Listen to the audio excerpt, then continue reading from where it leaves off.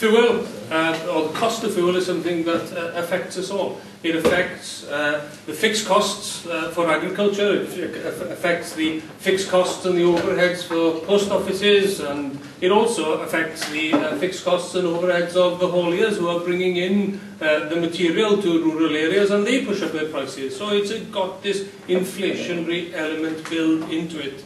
And what's more important, I think, are the fluctuations, because you can plan your budgets quite tightly so that you take into account some of the increases in fuel. And suddenly they'll go up because of speculation on the international oil markets. Now, any fuel price is made up of two components. You've got the cost of the crude oil, but you also got taxation on top of it. Now, what Plaid Cymru have argued consistently for is that there should be a fuel duty regulator.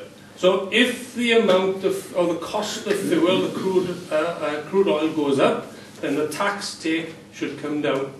And similarly, if the cost of fuel goes down, then the tax take can increase, so that you can actually iron out these fluctuations. Because what happens if the price of oil, crude oil, suddenly shoots up, then on top of it you still got that whacking big element of taxation, and that shouldn't be the case.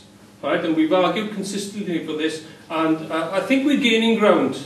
But we need to have support of the Labour Party, we need to have support of the Liberal Party, we need to have the support of the Conservative Party, but they're not here, right, in order to actually deliver this policy. And I think it would help rural areas infinitely if we were able to put that in place, and it would go some way in addressing some of the problems and the issues that you've got with fuel.